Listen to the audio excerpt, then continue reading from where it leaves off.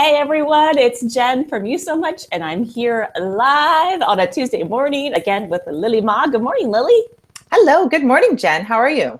Good, good. How are you doing today? I'm great. I'm at home today. I was going to say, it looks Uh, like you're at a different location. yes, I'm at home today. So it's, yeah, I'm excited. I'm excited. It's a different vibe at home. I usually don't like working from home. You might be able to relate to this as well. I I have totally the option to work from home, but there's something about being here. Like I have this association with like relaxation. So I don't know. We'll see. We'll see. It's a Yeah, test. It's a test for yeah. me to be at home. I love it. You know, I have to say, when I first started my business, I rarely worked at home. I would go and work at coffee shops, and I actually had sort of like I rented this space at WeWork. I don't know if you've heard of WeWork, but basically it's kind of like shared desks. You can go and Yeah. kind of a co-op working environment. Yeah. And I decided not to do that anymore. But I've like slowly started working more and more at home, just because it's sometimes a little easier. I can just, grab snacks a little easier, that kind of stuff. But I actually prefer to go somewhere else, because you get distracted, even if it's not about relaxation, which I totally agree with. You just get distracted easier, right? Like I see the dishes on the counter, it drives me insane. Like I want to clean.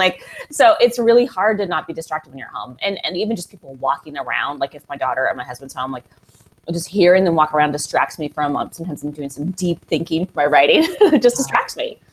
Yeah. Actually, you know what? I'm getting a little sidetracked, but it's interesting to keep that point about environment.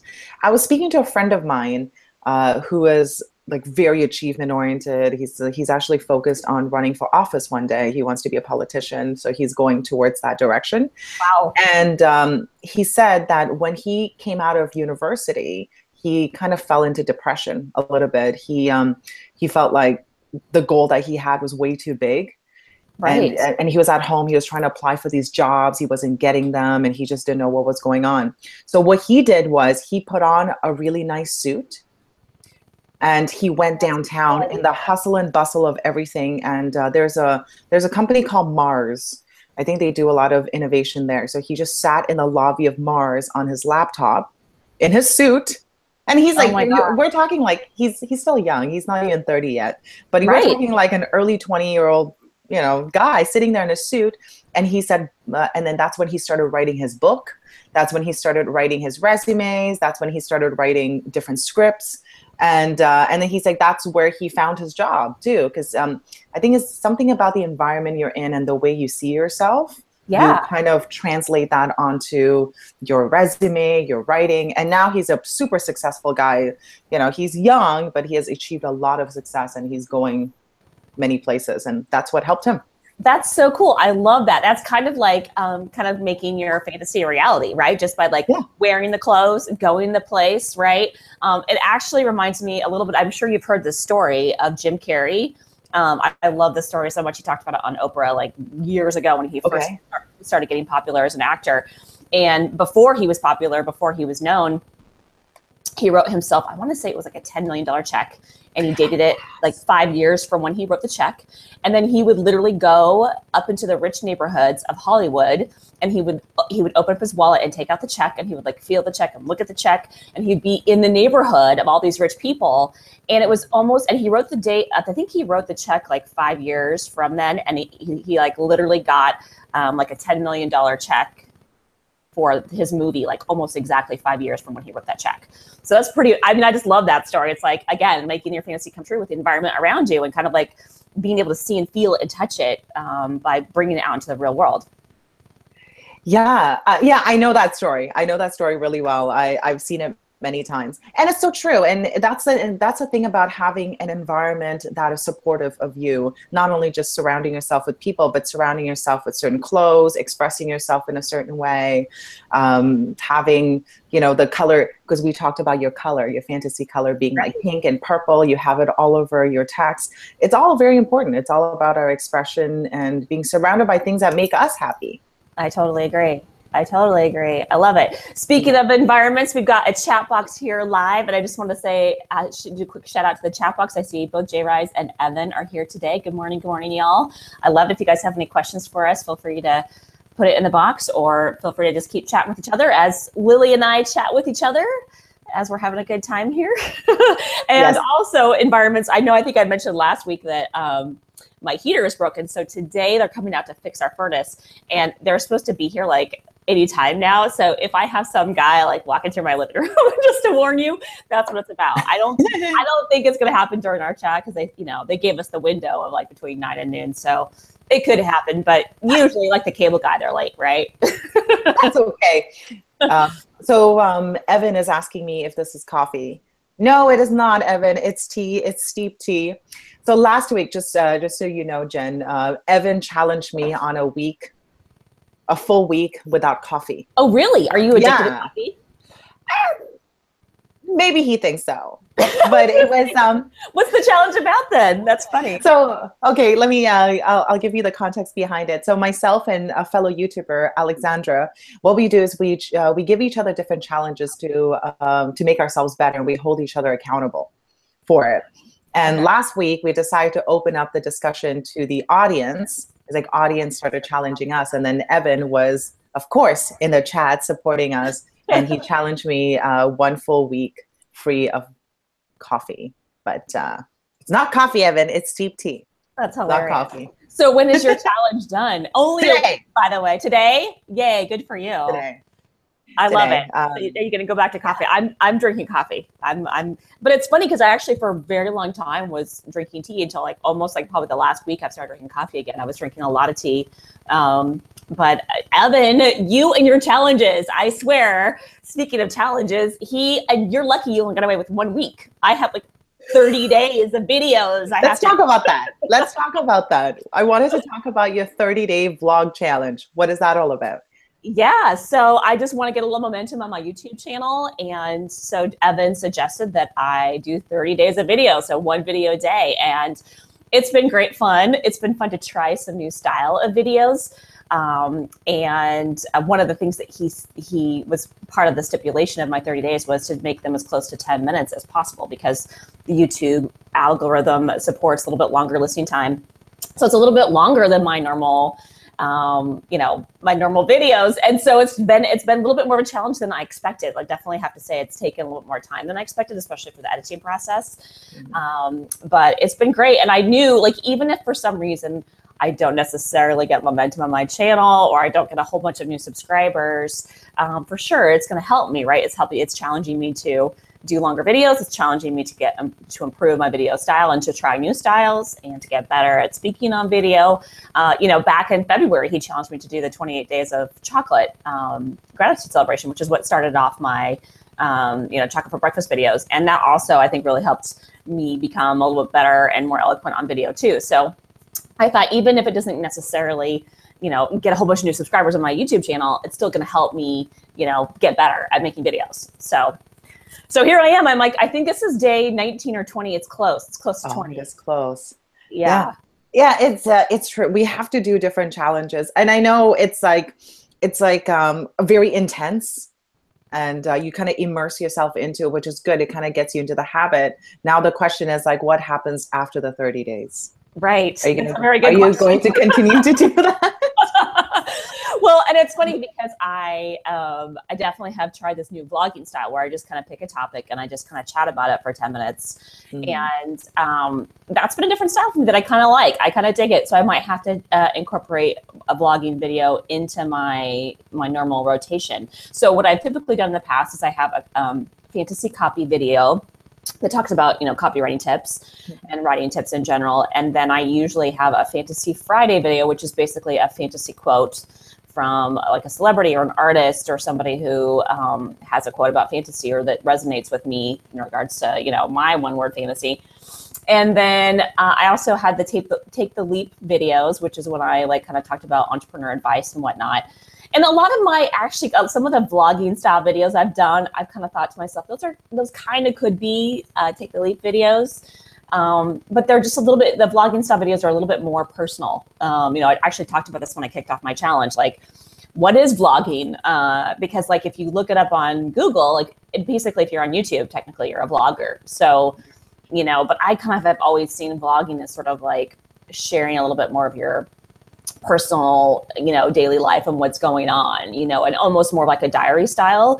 And I always kind of saw it as more of like a daily thing, but I don't think it's necessarily daily. I don't know. What are your thoughts? What are your thoughts on vlogging? Yeah, vlogging. Yeah, vlogging is basically what we do. It's like it's a video log of our thoughts, and it's something personal. I think Right. that's what it is.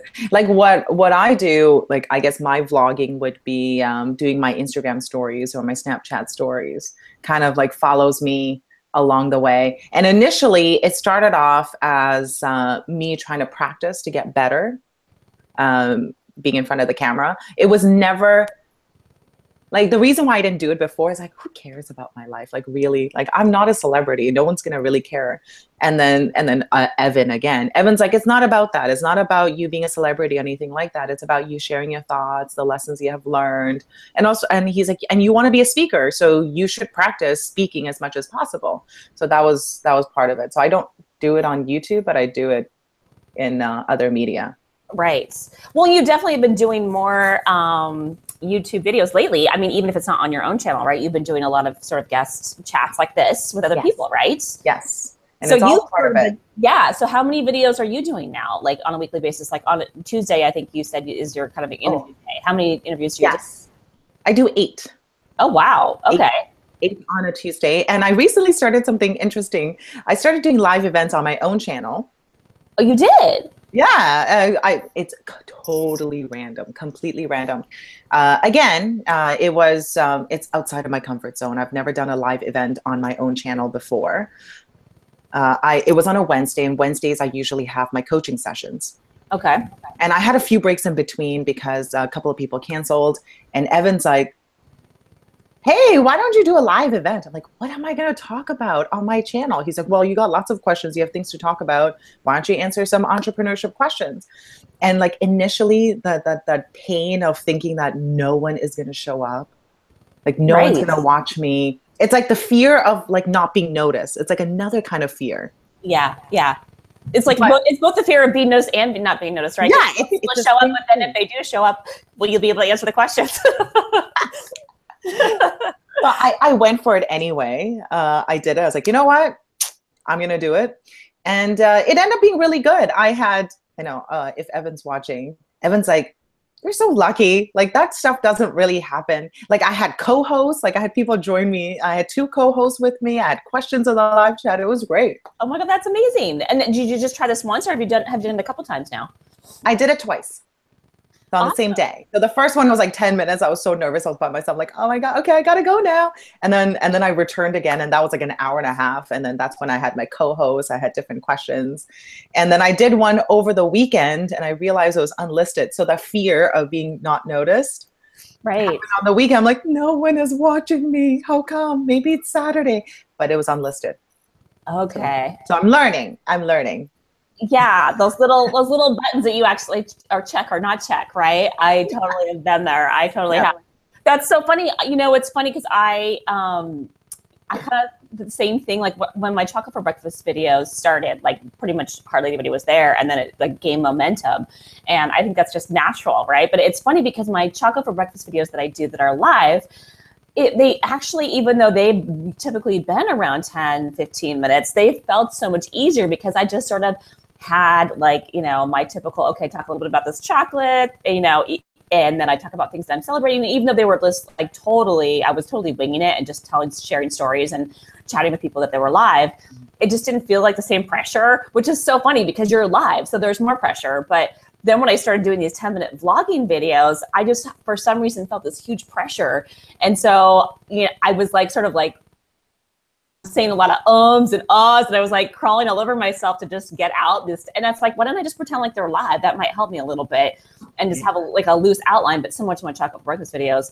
And I started doing that, and that's helped a lot because I don't know what it is. Like with the recorded video, it should be less pressure because I can always edit anything out. I can edit any ums and ahs out, so it's no big deal. But I don't know. Maybe I'm more comfortable winging it live. I don't know. You don't talk like that naturally. Like you don't talk with ums and ahs naturally. So it's funny that you're doing it on your vlog.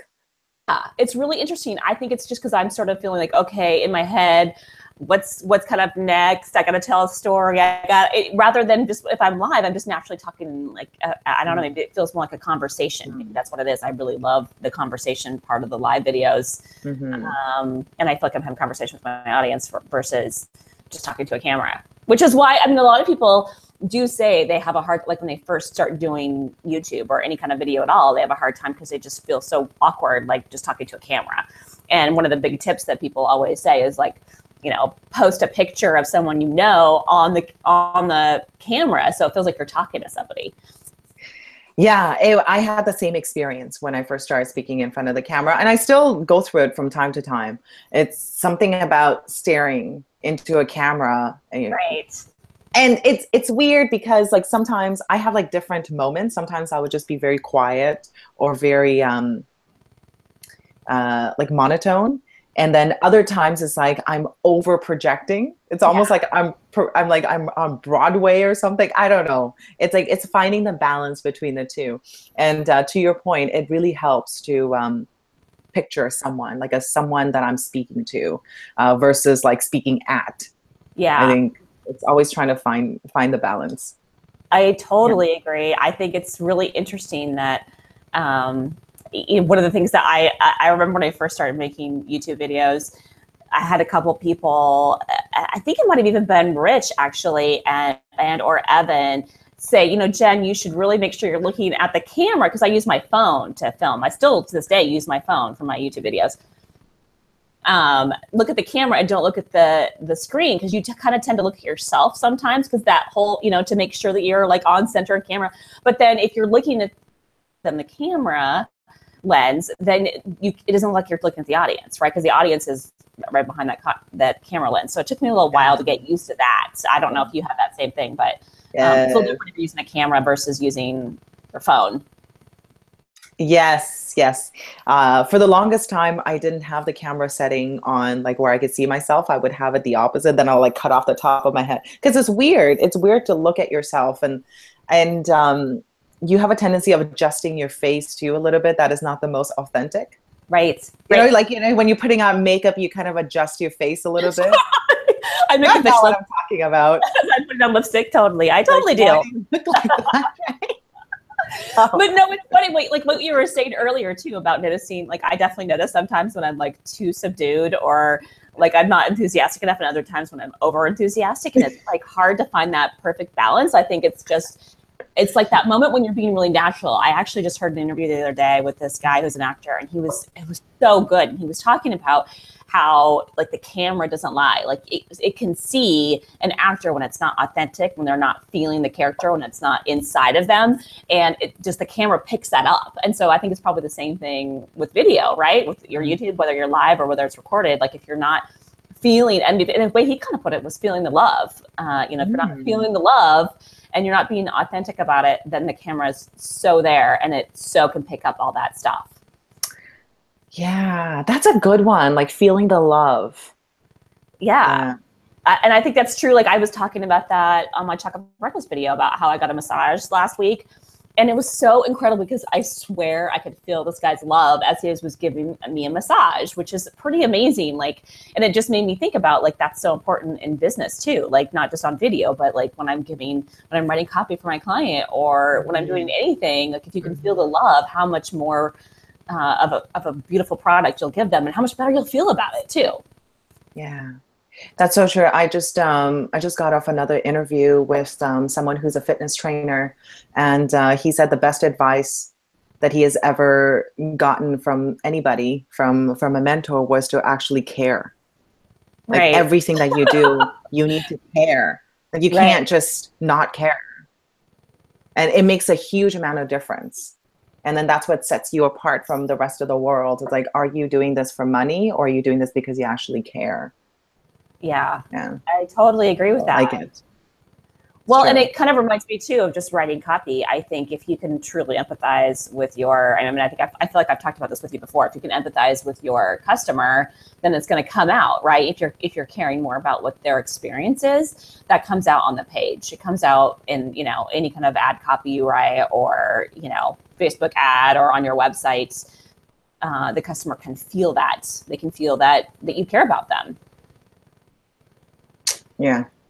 It's and then it kind of goes back to you're a dancer. You perform too, right? Yes, I do. Yeah. Okay. It's like being a dancer. When I remember one of my first choreographers, she said that if you just give them love, the audience, if you give them love, they'll give you love back in tenfold. Yeah. And then having that mentality has always helped me. Well, I think too, like, I think that totally comes across, like in a performance, because in a performance, if you mess up too, right, which is totally bound to happen, you're going to mess up a little bit. They don't care if you mess up because you're giving them love and you're just in the moment, having a good time. That's one thing too that my choreographers always taught me, was just have a good time. Like if you're having a good time, the audience can feel that and they want to be on stage dancing with you. And if they are feeling like that, then you've done your job essentially. Mm-hmm. Yeah. So good. So good, Jen. I actually wanted to ask you about your vlog. What do you find was like the biggest challenge that you found with it? I say, I think probably one of the biggest things for me was just coming up with different topics at first. But once you get on a roll, then it's no big deal, right? And it keeps rolling. So now I've actually changed the different topics that I had planned. So I kind of, probably didn't have a system really. I kind of started to have a system in place, but then when I got this challenge of 30 days, it was like, oh, I really need to get my stuff together, right? Mm-hmm. And really be a little bit more organized about having my topics ready so that when I could film, it was like film, get it going. Mm-hmm. And then I think the other biggest thing is just the editing time. Like I mentioned earlier, I just did not anticipate, how long it would take me to edit things. It just took a little bit longer. That's all. And so I definitely think it's good in a way that it's helped me edit, faster now. I'm getting better at editing and I'm, figuring out how to do things fast. And I have limited space on my computer and, as we all do, but mine's like almost full. So every time I do a video, I have to download my videos to Dropbox and there's all that. So it's kind of forced me to be organized too, which is good. So. Okay, well, that's the next question is, what have you learned from it? Like, did you learn anything surprising about yourself, or like you kind of mentioned a little bit, it helped you organize? Anything else? I think I learned that, well, a couple of things. I think I learned that I am ambitious, which I kind of knew before, but I was like determined and ambitious to do this. Like when Evan gave me the challenge, I was like, well, like it kind of like scared me a little bit, but only because I knew that I wanted to do it because he challenged me, right? So I think that I learned that. And I also learned that, I think I was worried about the ability to tell that many stories, right? Because you kind of have to tell stories along the way. And if you give an example, you have to tell an example. And I think that was the one thing I was like, oh, the storytelling comes naturally to me. And truly, we are all natural storytellers. So it really should be no surprise, but I think I overthink it a little bit. And I was worried about, all the different topics that I would, need to come up with. And would I even, if I came up with a topic idea, would I have enough stories to tell about that? And I think it's been the opposite. I've been have had so many stories I could tell. And I've had so many more topic ideas come to me as time's gone along. So I think it's just a matter of getting on a roll, right? And then the universe kind of rewards you and gives you more ideas and more stories, and and it just rolls. Yeah. Your favorite topic so far? What has it been? It's funny. A lot of people have really resonated with the masculine, feminine one, which was one of my earlier ones. I really love that one too. I had this observation that some of my favorite musicians have that blend of masculinity and femininity. I don't know if you had a chance to see that one. I have seen it. I've seen it a couple of times. I've seen it twice. Yeah, I really love that topic. That's cool. I love it. See, people have told me they really resonate with it. What did you like about it? This is a concept that I have been, talking about for a long time. When I was in university, I took a lot of gender studies, and I believe that, get a little bit deeper here. I believe that gender is what's between our ears, and it's very fluid for everybody. Right. I think I can kind of sway back and forth depending on how I'm feeling. I could summon masculine energy, I could summon feminine energy, and I think they're both amazing. And they both have like you were saying, they both have powers of their own. Right. And then sex is what we have between our legs, and that's something we won't even talk about. And I think it's so messed up how we have associated a gender, which is a way of thinking, to our sex, because there are a lot of masculine women and a lot of feminine men. Absolutely. And I think a lot of the times they're considered as outcasts in the society because they're behaving in a way that people don't understand. So that's why I loved the video for that. And then also another part that you spoke about that I really loved is how there's certain characters that you would write about, because we have these preconceived notions of how a woman should be, and then switching the characters around. Yes. Actually write it, that I found really interesting. Yeah, I mean, I love that tip. Yeah, that tip by Shonda Rhimes, who actually she gave credit to somebody else. I can't remember who it was, an actor that she had on one of her shows. And the actor suggested that as a technique for acting. And she said, oh my God, and she immediately resonated with it and used it as a technique for writing as well. And it's funny because as soon as she suggested it, I thought about a book that I was reading where the feminine character, I feel like, was a little bit stereotypical, which is not necessarily bad because the writer may have meant it to be that way. But I also felt like if the writer had done that, if the writer had written about that character as if she were a male, there would have been so many more elements of her character that would have come out. And I think it would have really, really enhanced, that character, the revealing of that character, the backstory of that character. Like, I feel like it would have been so much better. And so anyway, it just really was like, it really made me think about my writing and how that really can, and it can, and like I said in my thing, like a lot of Shonda's female characters are like these super powerful female characters. And she says she literally gets people on the street all the time thanking her for that. And she's like, took me a while because I just don't get it. Like, of course, like there are female, powerful people out there. So anyway. I love it. Do you watch Game of Thrones by any chance? I started to watch that, but it's so violent. I mean, I love it because it's fantasy.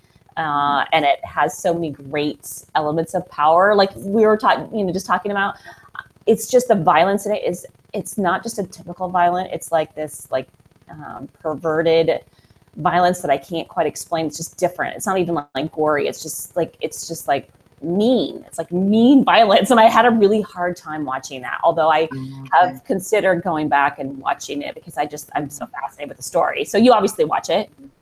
I do. And while you were talking about flipping the script around on men and women, in the most recent season, I was watching and I'm like, this is so interesting because all the women on the show are exhibiting this very traditional masculine type energy. Mm-hmm. They're all trying to, they're super ambitious. Like now, we're going to go into all of that. Right. They're super ambitious. They're all gunning for the throne, and they're willing to sacrifice everything for power. And while the men, what they're doing is they're more kind of appealing to the emotions. They're more trying to wait, take a step back here.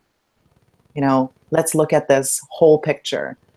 Also, a lot of the men are kind of behind the scenes and kind of advising the women, which is really traditionally what has used to happen with men. Yeah. You will have all these very intelligent women that would advise all these powerful men behind the scenes and work as a support system. So I thought it was an interesting dynamic change. And that's what I really loved about the most recent season. Oh, that's really cool. All right, now you're making me really want to watch it. When you were talking earlier about you doing gender studies at the university, it made me think about how I think you're right. I think we all, men definitely have feminine characteristics or have a feminine tendency, right, with the way that they are, and vice versa with women. But I also feel like a lot of women, and men might do this too, they feel like they need to be more masculine in order to be powerful. And that's where I feel like we fail, because we don't need to be that way if it's not comfortable for us. If it is comfortable for us, great. But if it's not, you can still be a powerful leader and still be really, really feminine. And that's what I love to think about a lot of the celebrities, because I feel like they are able to, maybe it's just because they're an arts rather than a business world, they're able to kind of embody that a little bit more and be able to be super feminine and be super powerful. And it's really interesting. I really think it's sad when I think a lot of women kind of feel like they can't be feminine in order to be a CEO. Yeah. Yeah, and there's a change. There's a rise in a lot of women. Like you have Oprah, who's like super empathetic, and Yeah. that's a very traditionally a feminine thing to be. And she's extremely powerful, so she didn't have to go on the masculine side. Yeah, it's like whatever you feel the most comfortable with. Uh, what the reason why I was very interested in gender studies because I had a lot of friends who are transgender, and I went into it trying to understand them better. Really great friends that I have seen transition. Most of them are from female to male transition, and I found it really interesting how the personalities have changed for the better. Yeah.